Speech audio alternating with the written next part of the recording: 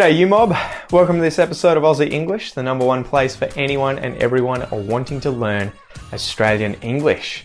Today is another free episode of the slang series that I am doing on the podcast and on the YouTube channel.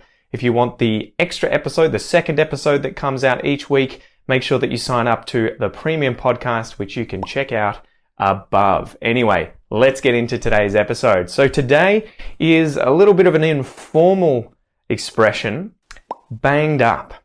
Before I tell you what it means, I wonder if you can work it out. Okay, so when I married my wife, Kel, she was already banged up. And only 5 months after we were married, she gave birth to my son, Noah. So my wife had been banged up before the wedding. She was banged up and she gave birth to Noah only 5 months after we were married. So I think you get the idea now. If you are banged up, this is a somewhat informal Aussie slang way of saying that you are pregnant, that you are with child, that you are carrying a child, okay? And we also have the other expression, preggers, or maybe even prego in Australian English.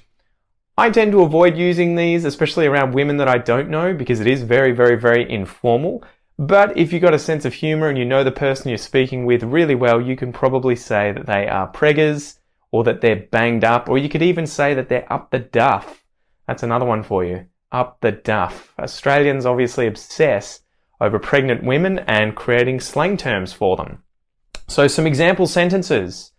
My sister was banged up twice, and she had 2 children, as was my wife. She was banged up in 2019 by me, I hope.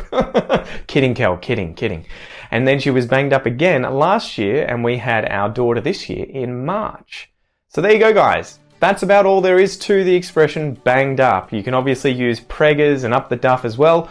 All 3 of these slang expressions that are used in Australian English are relatively specific to Australia. I don't think Americans or Brits would use these terms. Guys, if you're American or you're British, comment below and let me know. But they're also very informal, okay? So if you go to the doctor, you may want to just use the word pregnant instead of saying, I'm banged up, or, oh no, doctor, I've been banged up. I'm up the duff. I'm preggers. Okay? Anyway, hope you enjoyed this episode, guys. I'm Pete. This is Aussie English, and I'll see you next time. Peace.